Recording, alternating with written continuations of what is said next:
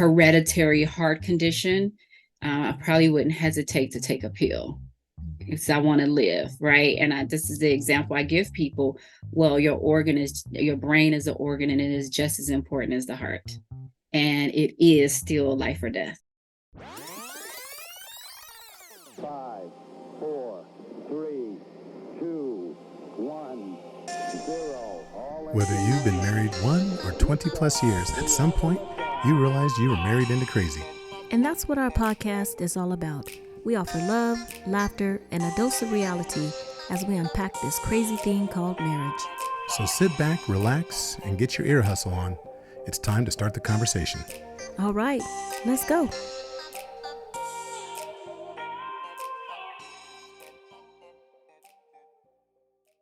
Yo, what's up? It's your boy E.T. Look, if you're looking to or you got to raise the bar on your marriage, you gotta click the link and get into Married into Crazy, y'all. I'm telling you, this coaching is gonna take your relationship to another level. Now look, you already know you need to raise the bar. You know that already. So stop thinking or overthinking. Click that link, and Marriage into Crazy is gonna take you and your spouse to marital bliss. Now you know. Click the button. Let's go. Welcome to another episode of the Married into Crazy podcast with Snooks and Lovey. I'm Lovey. I'm Snooks. And we want to thank all the listeners that have come back to listen to our brand of crazy. For those of you that are new, maybe it's your first time listening to the Married into Crazy podcast. When we say crazy, it's not that negative connotation or something, really outlandish. When we say crazy, sometimes it is, but okay. For those of you watching YouTube right now, you know that if you've noticed, every time when I mention that, she looks at me when she says, sometimes it is. Because I'm talking to you, so I just like to address you. Okay. That's her story, and she's sticking to it. Always. Yep. Well, crazy is actually an acronym. Yep. What does it stand for? Compassionate, real, accountable, zealous, and yielding. And those are the 5 pillars upon which we always teach and work with our clients on, and have these conversations. And in the midst of having these conversations that take place on a weekly basis, and it's been going like that since August of 2018. Every single week we bring you either topics of conversation, or we bring you experts in a variety of different topics that affect relationships. Mm-hmm.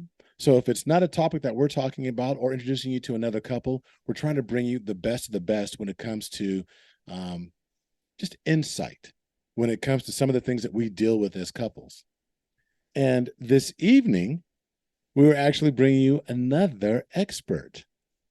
We actually have Michelle Byrd with us this evening, who is an incredible individual that I feel immensely blessed to be able to invite onto the podcast.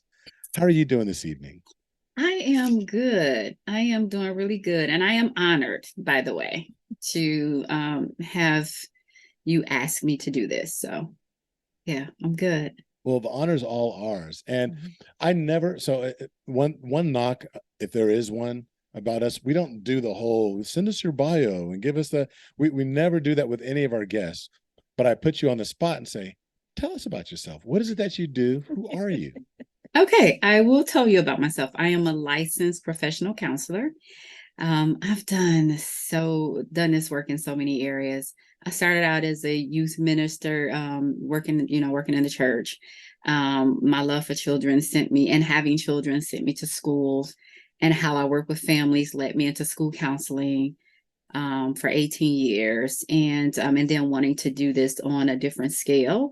So I am a therapist, and I've done suicidal ideation assessments for teenagers and adults, well, little people too, because they too have depression and feel like they want to commit suicide. So I've done that. It was a burnout work, but it was a really joyous work to do, to be able to work with people and help them out in that area.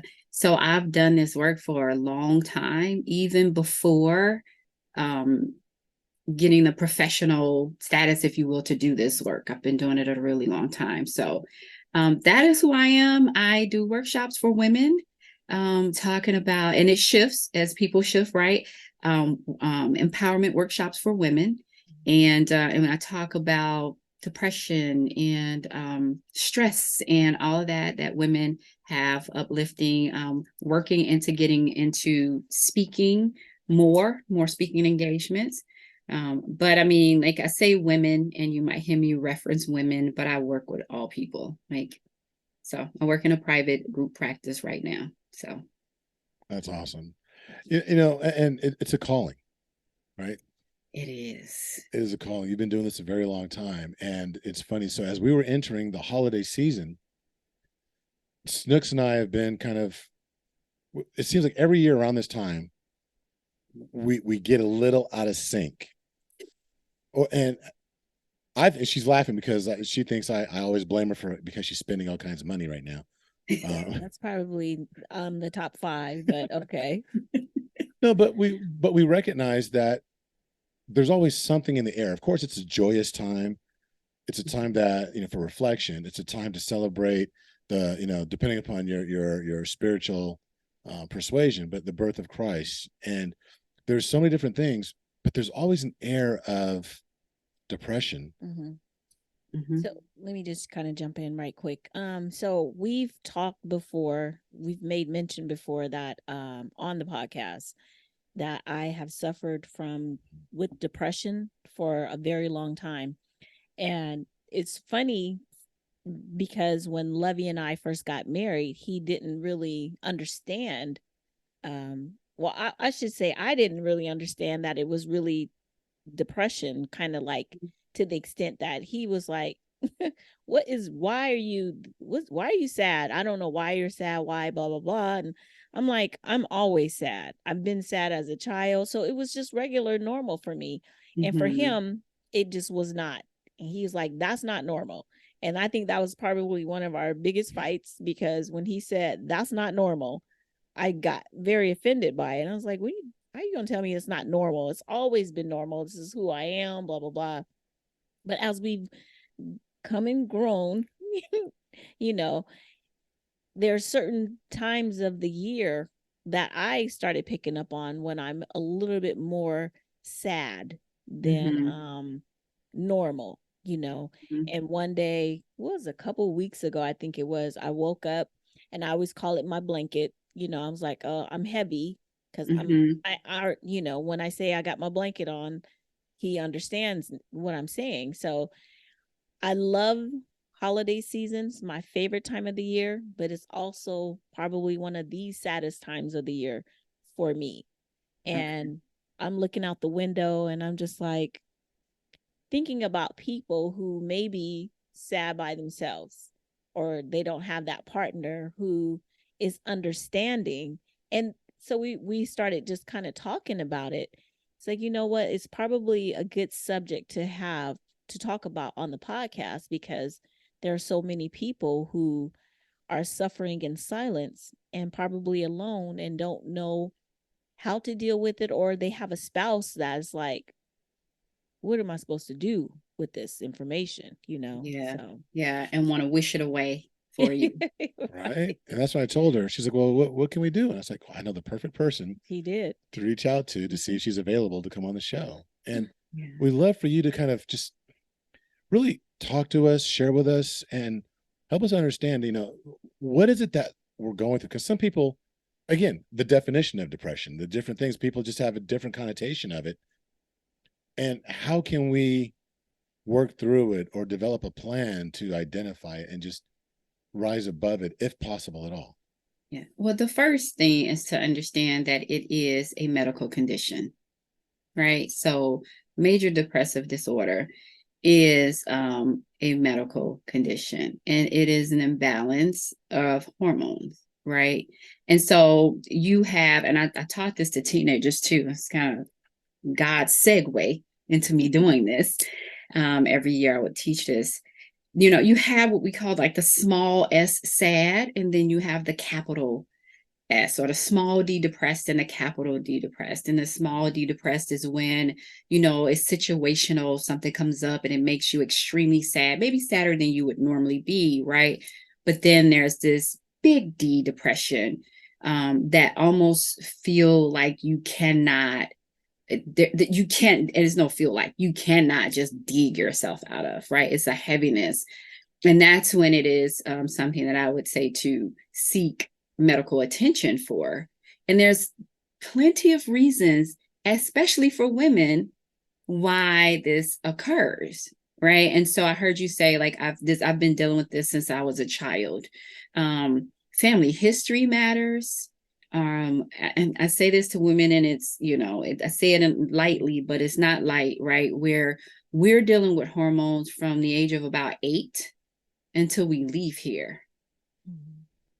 We just are. There's different phases. There is puberty, and then there's premenstrual, and then there's menstrual, and then there's postmenstrual, and then we have children, and then there's postpartum, and our bodies are always ever hormonally going through different phases. And then just when you think you've gotten over the hump, then there's premenopause, then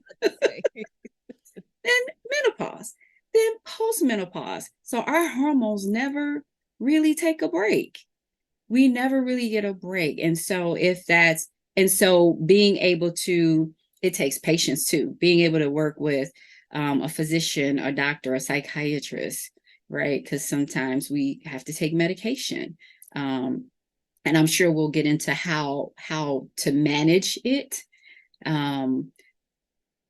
Yeah, but it's depending on where you live, how much sun are you getting? Where I live, we don't get sun that often at all. And it's daylight, but it's not always sunlight, right? And so vitamin D plays a part, right? And then we have things like PCOS, that's polycystic ovary syndrome, and whatever else could be going on with our bodies that can cause depression too. So it's different variables that can be going on that is the cause of. And then I know I said this in the beginning, but I'll say it again. And then hereditary, like, is there a history of depression in the family? Yeah. So there's a variety of why this is occurring.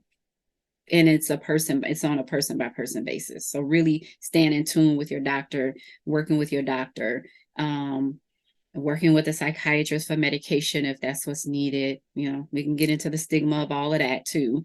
But it is what it is, because if I had a hereditary heart condition, I probably wouldn't hesitate to take a pill because I want to live, right? And this is the example I give people. Well, your brain is an organ, and it is just as important as the heart. And it is still life or death, literally. That's yeah. True. It's funny. I'm glad you said that, because what you just said right now floored me. We had a conversation over dinner. And where were we? Chicago? Where were we? Yes. Yeah, okay. I'm trying to remember. Where was I? Who are you talking to? And no, so Michelle and I were at dinner, and you used that analogy of, if I was going to if I had a challenge with any of my other organs, I would easily take that medication or whatever was prescribed, or go see a doctor to see it. But the most important organ that we have is our brain, but we don't want to go see or have anybody diagnose us for that. And it is the one organ that controls every other organ. Yes. That floored me. Yeah. And I still remember that conversation. You said something that I'm really curious about. We know that a large portion of our demographic that we speak to or that tunes into us are people of color. And there's a stigma. You talked about family history. Yeah. There's a stigma attached to mental health and dealing with depression. You said, how do you know if your mom, like Snooks said, I've always been this way, this, that, and the other. And then maybe her mom, but nobody, I doubt that very few of us actually have a diagnosis of depression. Or even sit down and have a conversation about it. I shared this with someone before. I remember having a conversation, or kind of came up in, I don't even know what we were doing, but I made a statement to my aunt that I was sad. And she was like, girl, what you sad for? You got food, blah, blah, blah, whatever. You can't be telling your mom you're sad because she got so much other stuff to worry about. So it's like now I became shame that I was sad. Mm-hmm. I was like, oh, okay. So note to self, don't say that ever again, But Yeah. it did teach me that when I have kids, when I was younger, when I have kids, I want them to feel free to express that they are sad. So I never told my mom until I was an adult. And my mom was kind of floored, like, why would you not feel like you could come and talk to me about, And I was like, well, Yeah. because you got other things she's like, I'm your mom, first of all, so she kind of read me. But I Yeah. remember I was like, so I'm going to make sure that our kids know that if you're feeling some kind of way, Mm-hmm. say something, so. How do we Absolutely. have those supportive conversations? If somebody talks about, respectfully, someone says, well, I'm sad, or somebody's repeatedly, like, they have these moments where there's a cycle or something where there's sadness. And how do we have supportive conversations, whether it be, to a friend or a spouse, Mm-hmm. without marginalizing how they feel? First letting them know that you are there for them, right? That you are open, that this is a safe space to have a conversation about that. And the reason that we don't, or I can say the response of your aunt is probably anxiety about if that gets out, now we got to figure out how to deal with that. And we don't know how, right? Or you being labeled as something like, our parents were, I remember, having my son, he's in his 30s now, but growing up, he's ADHD. And that wasn't something people wanted to talk about, right? Because they didn't know of it. They have little knowledge, didn't know what to do with that. And so you kind of in this cycle where you feel like you're going crazy because like, I see what I see and I know that this needs to be attended to, but nobody else understands, so giving the person the space, the safe space to be able to talk about it and being honest about if you don't know what to do or what to say, and then seeking out assistance to figure out what to do and how to help the person, right? I had a call where a gentleman had no idea, like his doing something about it right away meant helping this person make an appointment. No, get in your car and take him to the hospital. And the response was like, I know he's probably going to be mad at me. That's another thing. Like we're taught to manage other people's emotions. So I don't want someone upset with me. Our response has everything to do with how we were brought up, what our past experience is. That's where the response is coming from, right? Your aunt's response was coming from her past experience or what she's taught and how to handle that or not, right? So just providing a safe space and listening to them. And people who suffer from depression sometimes really don't want to hear what you got to say. But if it's positive, say it anyway. They'll thank you later. Just know that they don't, that you're not going to be like, oh my God, thank you for being so supportive. You're not going to get that response. Okay. You might after the fact though, right? You just continue to check. And I have a daughter who is clinically, we call it clinically depressed. But I also know she's 30, and I also know she has a lot of health things, female health things that's going on that for me, I know contributes to this, right? So helping the person, helping your wife to kind of like be in tune, like what's going on with your body, like what is happening with you, do you feel it when it's starting to happen, right? Like finding a plan. You have a plan, you have a buzzword, if you will, like I have my blanket on today, right? So that's letting people around you know, here's where I am today, right? Having different plans too, depending on how heavy it feels, right? Like for my daughter, and it's always around this time that it's heaviest, and I think it's the season. So it's called seasonal affective disorder. It's the season when you feel the heaviest, and for her, we just we just had a bout with it, right? And today she's gone out to dinner with a friend, and it's like, hallelujah, she can go out to dinner, right? But before she knows her body, and she's going through a change in medication, and she can say, like, that medicine has me feeling really heavier than I would normally feel. And so we're in the process of switching things around, but it's because she knows her body that she knows what's happening. So know when it's occurring, know what to ask for. I would say to you, Snooks, know what to ask for, what you need. We have safe words, if you will, right? I'm not okay, or, I need your assistance. And sometimes what that might mean is just being in her presence.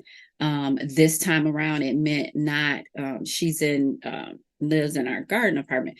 Well, this time around, it meant not sleeping down there and sleeping upstairs on the couch. It's something about the dark, and it's something about being beneath the earth, if you will. Something about being down there in this hole. Doesn't feel like a hole when you're okay, but when she's not okay, that's what it feels like. So it's like, okay, you sleep on the couch, then you can, we can keep an eye on you. We can get you what you need. You can ask for what you need. Because from what I understand, and I have not experienced it to this degree myself, I have experienced depression, but not to this degree, it physically hurts. I hear it physically hurts. And it's frustrating because you want to do something about it. You wish that you could wish yourself out of it, right? So just kind of knowing, like, what is it that you need? How do I know you're not okay is a good question, right? How do I know you're not okay? I like that. I like that. I wasn't going to go down this path, but you said a few things that, what did you call it? Seasonal affective disorder, SAD. And it's kind of like the winter blues part of depression. Seasonal affective disorder, and it's interesting that now, you've taken my mind down a completely different path. Here's the thing. We wanted you to come on, to talk about how people deal with depression around this time. And that's what it is, right? This whole sad scenario. But as you were talking, it dawned on me that it was this time that we have a godson that we lost in the beginning of December a few years back. 21 years old, took his life. One of the things he talked about, he had PTSD from military, and he talked about the pain that he felt, but he was the most joyous person to be around. When there was a family function or whatever, you would never know. Your daughter comes across as being to me, very blessed to have you in her life, to have you, not just as a mother, but to have you in her life, to where you could almost build a village, a team. Yes. Yeah. Around her. How does someone, I don't want to say identify, but how does someone in this time frame be able to be there for somebody when, like in our case, when our godson, who just seemed jovial when the family was around, was always, it's like that. There's a pharmaceutical commercial that Cialis.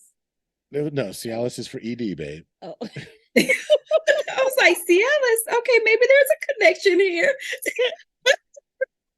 I guess I'm depressed. Yes, yeah, you are depressed when you're not getting none. But no, the one with the fan. It was a face, right? Yeah, they put on there was I can't remember what it was, but it was for depression. I don't remember which company or the drug, but people walked around with a mask on that had a happy face.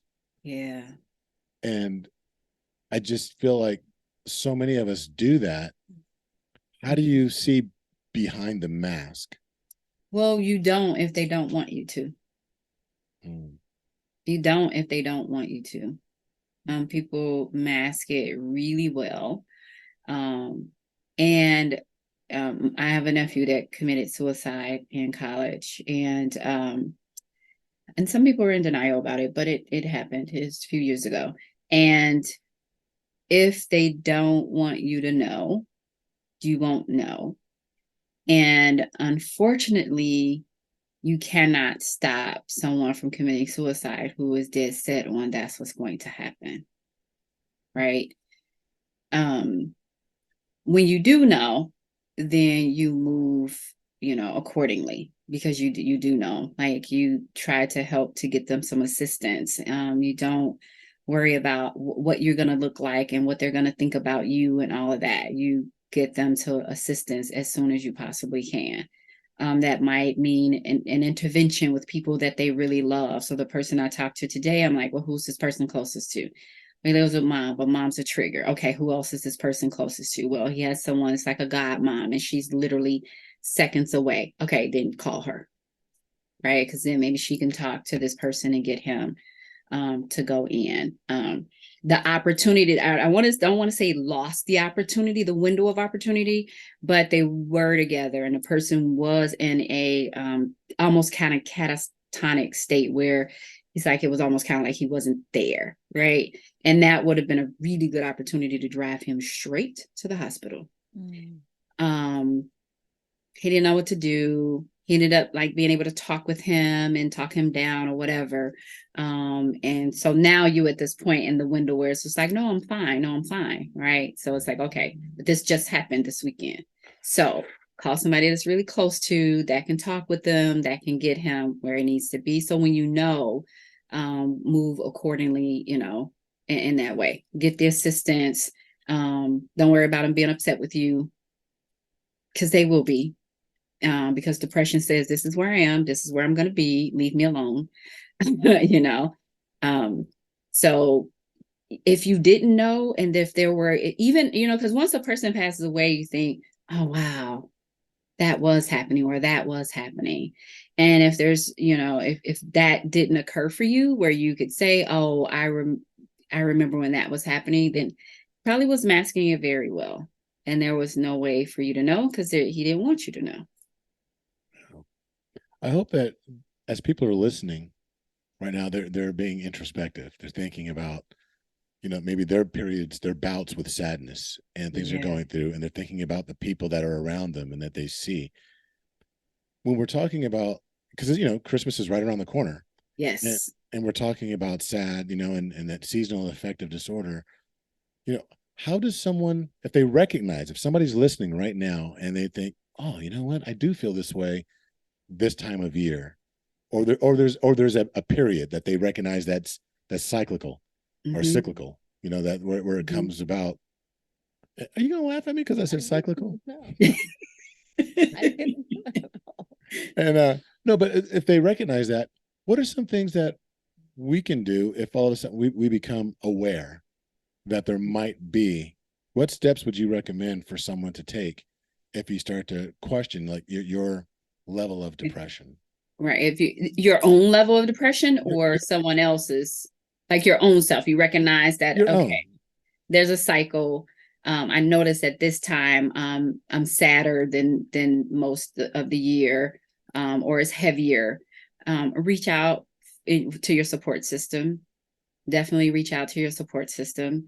And some of us have people who are not as supportive as we would like for them to be.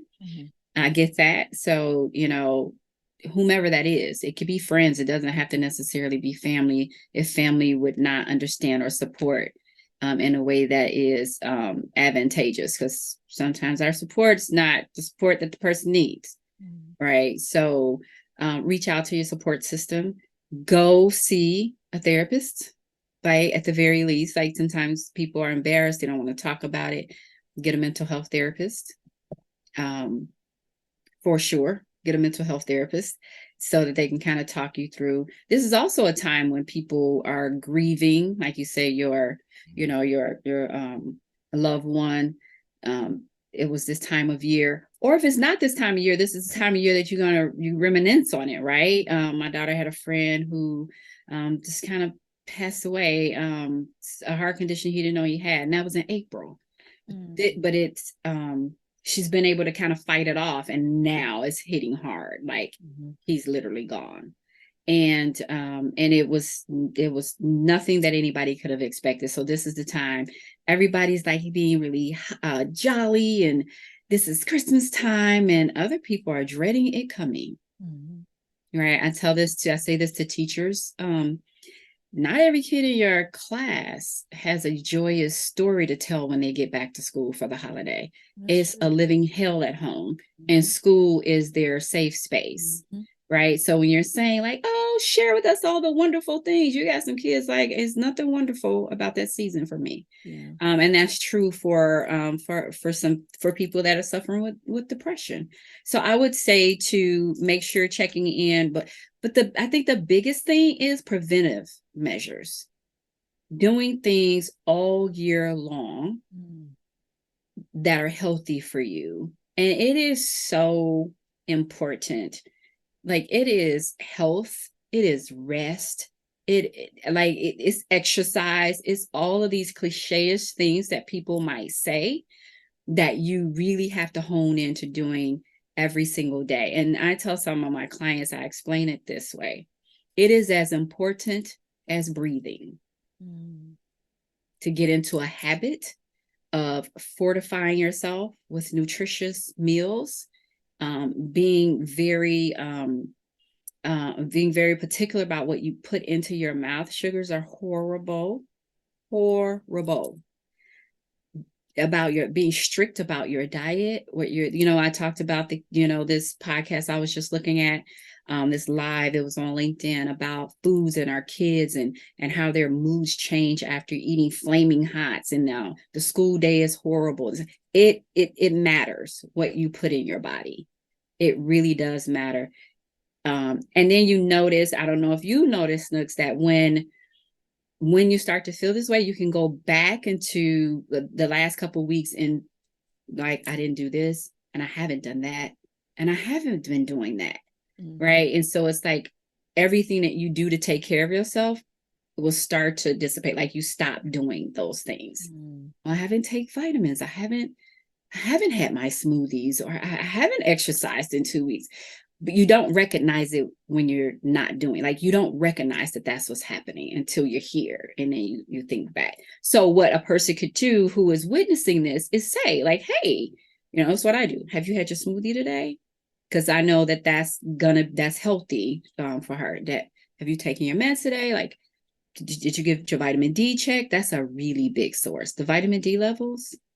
I had no idea that you could be so vitamin D deficient. I went to, just doing a blood workup about 10 years ago, just doing blood workup. It was a physical, went to the doctor, and my vitamin D level was so deficient. The lady called me on my job. What? She said, you need to go on your lunch and get this vitamin D. Whatever the levels are supposed to be, I was a negative 100 something. Like, I was really bad. Wow. She's like, you all but have no vitamin D. Have you been like really tired lately? Have you been feeling depressed? Have you been? And I was like, oh, but I had a very stressful job. So I just thought it was the job. And, we need 1,000 to 2,000 IUs a day. This lady had given me a 50,000 IU pill. Wow. That's crazy. Wow. And so, and this can vary depending upon where you live, right? You said it absolutely varies. Because I love the sun. So if I lived in sunny California, if it was really sunny, because I understand that some parts of it is not really sunny. Like, it's not sunny right now. It's sunny right now, I'll tell you that. I would be in the sun because I love the sun. And in the Midwest, I think could be worse. I don't have any stats to support that, but I know that we get less sun than West Coast. So yeah, depending on where you live, depending on your family history, yes, we need vitamin E, and vitamin D, sorry. And I did that, ended up doing that twice. And it's like, oh, okay. And so then I kind of lackadaisical took the vitamins, and took it here and there, maybe 2 days a week. And then she tested me again and she was like, really? What I got to tell you for you continue? Like, no, this is serious, because not only can you feel depression if you are vitamin D deficient, it also, and forgive me, I don't know all the areas, but it can negatively affect organs and your health. And she was like, no, really. And I haven't missed a day since. I'm like a little old lady. I got the little pill thing. And it doesn't have real pills, if you will. It has all my supplements, and every single day I am taking them every single day. And the vitamin D, vitamin E, vitamin B, like I take them every single day because I take that serious. But what it taught me was through my own experience, wow, I need to share this with other people. You could be deficient in your vitamin D. Get it checked out. The first thing I say is get your levels checked out. If your levels are checks out fine, go to a psychiatrist. You might need some medication, and it is okay. Because what they will do is they're going to give you the very lowest dosage first and try to see, like, and be patient with the process, and it will make you feel better. Yeah. And know your body, advocate for yourself. So, going back to the things like making sure you're exercising, making sure you're eating properly, making sure you are resting. That is so important. That is so important. And making sure you're doing that all year long, because it's almost kind of like you're building up because this time is coming. Right. It's interesting because a lot of us are reactive. I don't want to, I'm not going to I'm not going to do something until it needs to be fixed. Why would I change the oil when I know I have oil in the car? Well, we're supposed to do it periodically after X amount of time, right? It's preventive maintenance, like you were saying. But no, I can speak for myself, and I consider myself a student of human nature. And I know that we have a tendency not to want to fix something until we deem it's broken enough. We will duct tape. Right. Yes. It's broken. Well, it's not really broke. Let me slap some tape over it on that. And if the Scotch tape don't work, let me put some duct tape. I can get some glue. Let me get some rubber bands. And then pretty soon, our body, our life, our minds are jimmy rigged as opposed to working the way that God intended them to. Absolutely. There's also things to avoid, like putting in your body: caffeine, alcohol, tobacco, things to avoid. You're hurting me. I'm not a tobacco person, but you said caffeine. I got to give up my coffee. Yes. Caffeine is a great contributor to depression and anxiety. And there's different types of caffeine, right? The coffee caffeine is what I'm talking about, because there's like green tea. There's caffeine in green tea that is very different and affects you very differently than coffee. But yeah, oh my gosh. You're saying something. You're speaking to somebody right now. Like, wait, hold on. Because my first thought right now was like, but wait, aren't you supposed to drink coffee if you want to feel up? And I know in the moment I confused energy with actually having like a pick me up. Yeah. And that's interesting. So I think a lot of people, if they're feeling down, they think, oh, let me just get a cup of coffee and I'll feel better. Yes. But there's a major crash that comes with that and interferes with the nervous system. And and my health coach, Rochelle T. Parks, would say, give the body what it needs to thrive, and it will. So if you need a jolt, instead of the quick fix with coffee, do the necessary things you need to do to make sure that you have the energy.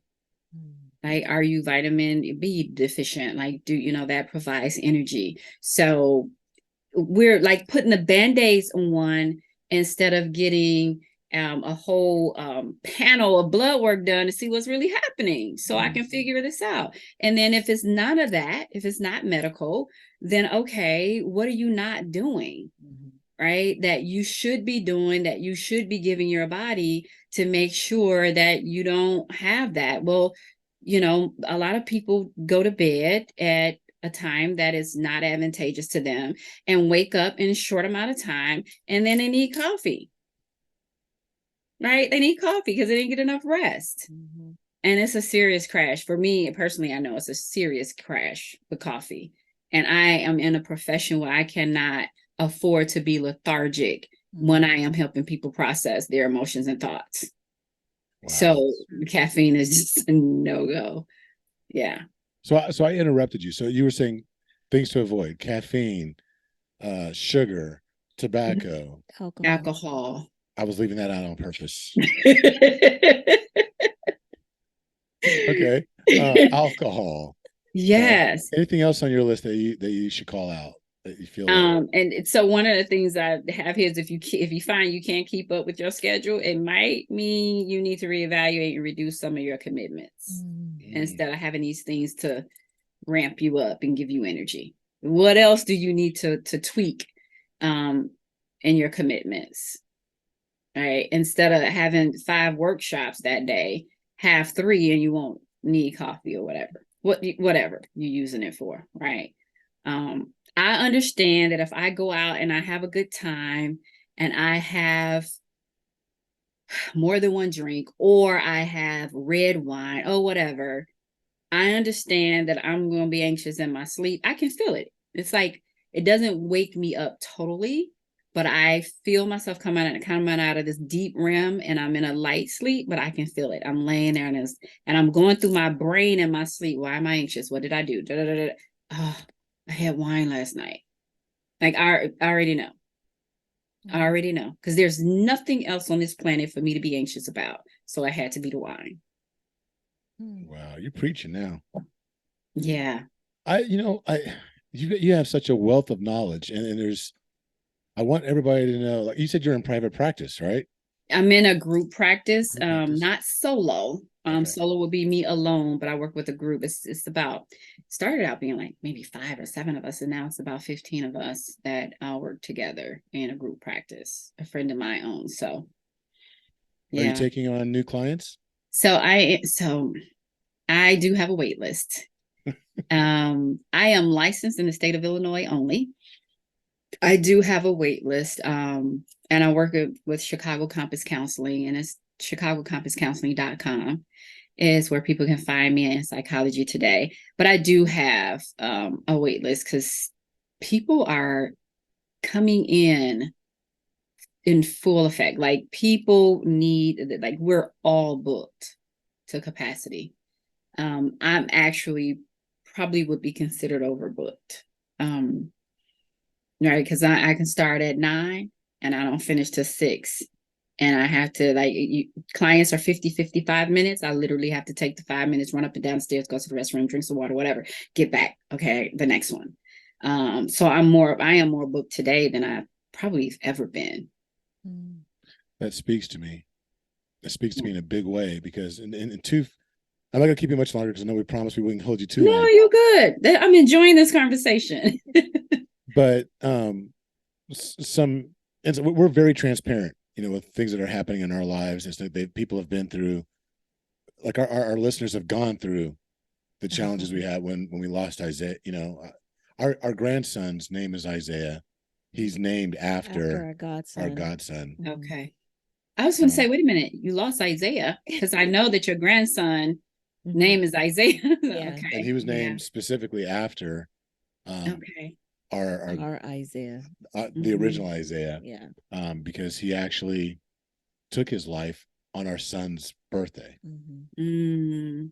And they were very close. And okay. so it's and actually our son had talked him out of it a couple of times. Okay. Unbeknownst to us, we found out Right. a lot after the fact.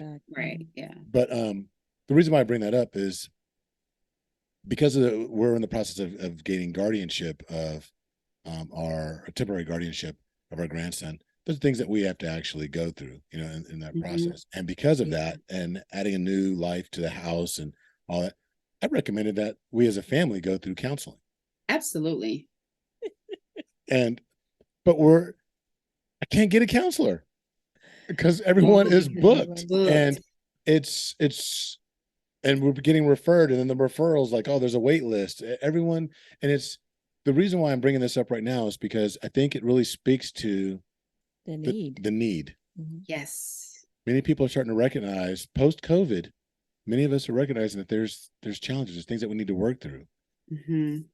Absolutely. I feel like you said, kind of post-COVID, people are really taking mental health more serious. Yes. Before it was the stigma, like you were saying, about being crazy. We're just like, oh, he crazy, or she just crazy, or whatever. But now it actually means something. We can point out and say, well, this is happening, that's happening, this is happening, and these are the things that are weighing this person down.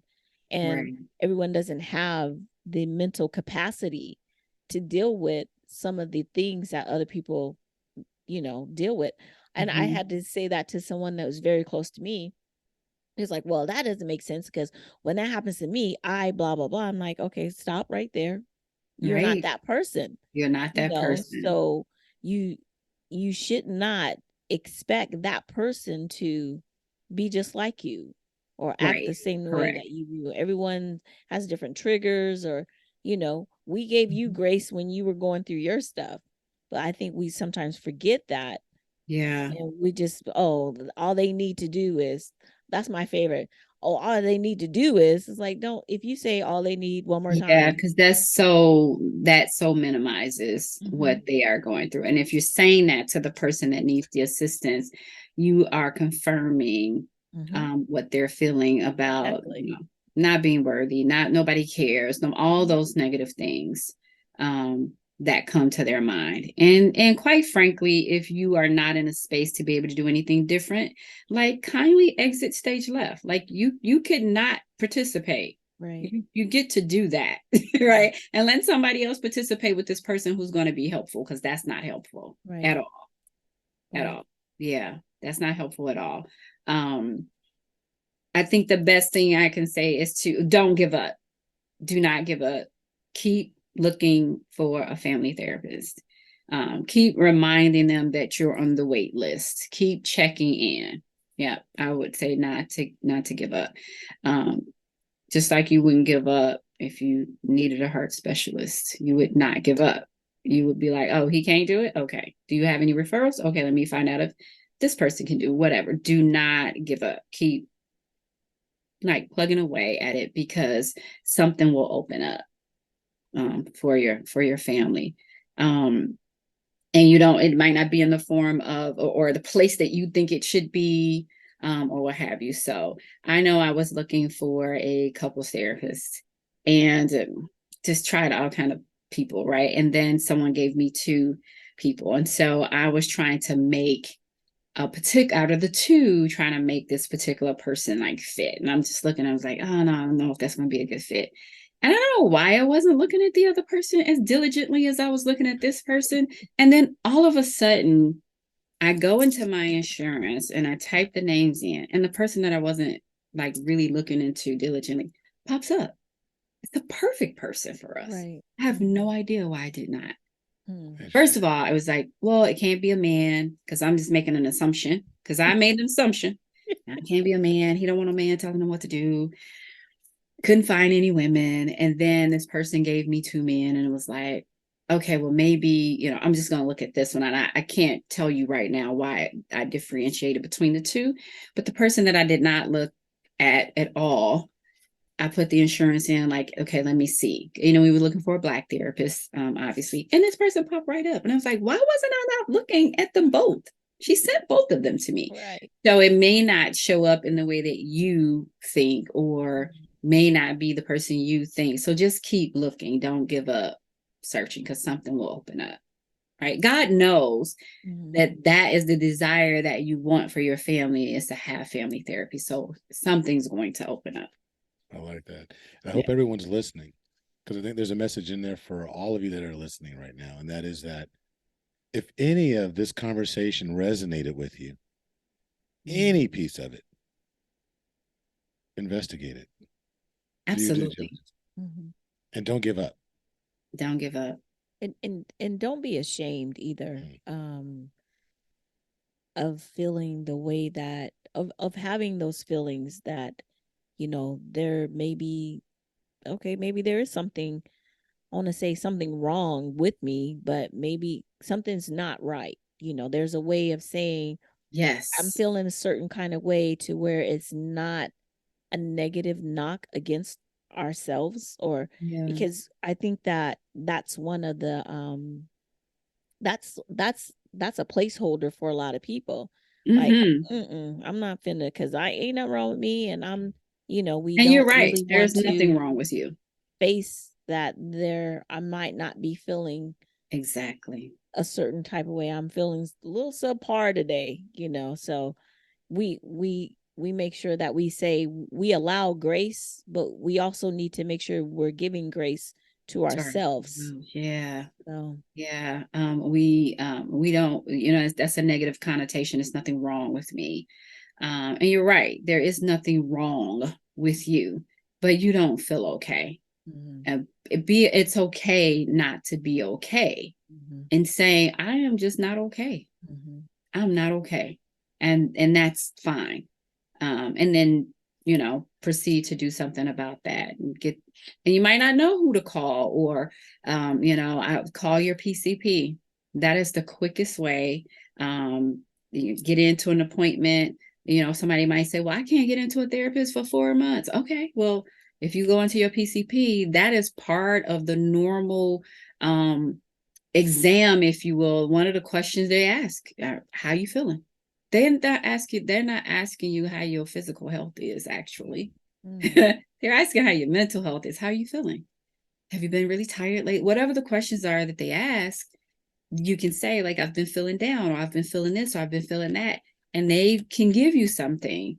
And then you schedule something with a psychiatrist, right? And they're definitely going to give you the lowest dosage, because psychiatry is not their area, but they're still doctors. Right. And it's okay. And if you are ashamed of having to take medication and all that, well, who got to know what you're taking? Nobody knows what you're taking unless you tell them. Right. Nobody knows you're seeing a psychiatrist unless you tell them. Nobody even knows you're seeing a therapist unless you tell them. So if you're ashamed of that, or if that's stigma in your family, you don't have to tell them. My mother-in-law's been taking a nerve pill. I've been married 32 years. We've been together 36 years. As long as I've known her, she's taken a nerve pill. I today understand what that is. She's been on anxiety medication for as long as I've known her. But they say nerve pills. They don't say, right? And they only say that to people that are close to them. I had to take my nerve pill, or whatever, right? Nobody has to know your business. Right.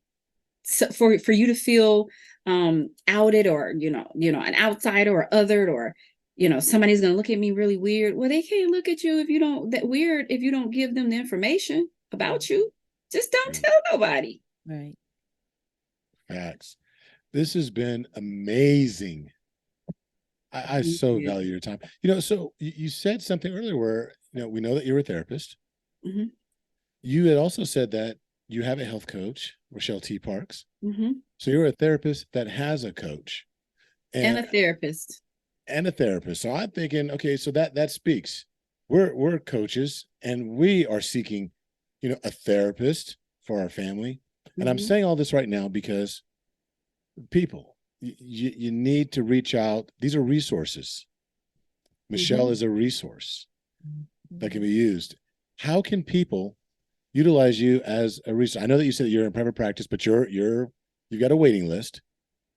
Can you say the website, and I'm going to put it in the show notes as well, of your group? Is your group closed, or are your partners? No, the group is not closed. The group is not closed. And our intake person reaches out periodically. Like the other day, she reached out and said, hey, I have like 5 people on a wait list. Anybody open yet? And so it's not like you're like stuck on this wait list and you're just there and you're in the abyss and nobody thinks about you anymore. She's always checking to see did you terminate a client? And, did you lose a client? Are you ready to take another client? But you can also, ask for me by name, right? You can call in and ask for somebody. You can also ask for me by name, and she'll let you know if, and then I don't wait until like, oh, I have 10 slots available. If I have 1 slot available, I will say, hey, yeah, I can take a person. I'm on Psychology Today under Michelle Byrd. Our website is www.chicagocompasscounseling.com. So I'm in that group. I'm on Facebook, Michelle Byrd. I'm on Instagram, Mrs. Byrd LPC. You can find me. I'm MichelleDByrd@gmail.com if you want to email me, because I might not be able to take someone on as an ongoing client at the moment. But like I told you earlier today, that I'll talk someone through knowing what to do. Like I can be available to have a conversation, even if I'm not available to be your indefinite therapist. Right. Yeah. Understood. Yeah. And I'm just going to put it out there. God put it on my spirit that, as you can tell, as articulate as she is, as knowledgeable as she is, Michelle Byrd is available for speaking engagements. I am. That is the part of my passion that I'd like to see take off a little more. I am. I Let's do do, that. I've done women's engagements and things like that. I was slotted to do a retreat. They ended up not doing it or whatever. But yeah, I am. So let's do that. Let's reach out. If you have interest and need, and I'm telling you right now, we all have that need, to Yeah. have somebody like Michelle come speak to a group, whether it's a women's group, couples, teenagers, youth. You've heard her Oh my gosh. story. She can do it all. Let's get her in front of the right people to make a difference, to be impactful. Yeah. So check the show notes. All of those handles will be in there. Is there anything else in parting that you would want to say to the audience that's listening? In today's day and age, you do not have to suffer in silence. Please reach out. And if you don't know who to reach out to, as far as like professional, then reach out to a friend, a support system. Married into Crazy. All right. Reach out. Do not suffer in silence. You don't have to. Not everybody has the same ideas about, oh, this is crazy, or you are going to be a burden. I think that we have so much awareness out there now that people we're changing our tune about how we respond to that. Yeah. Right. Yeah. You don't have to do this alone. You do not have to do this alone. There you have it. You do not have to do this alone. Thank you so much for spending time with us. Thank you. Thank you, guys. Eternally I indebted. appreciate you. Yes, Yep. definitely. Likewise. Well, like we always say, until the next time, Be blessed. bye. Bye-bye. Bye.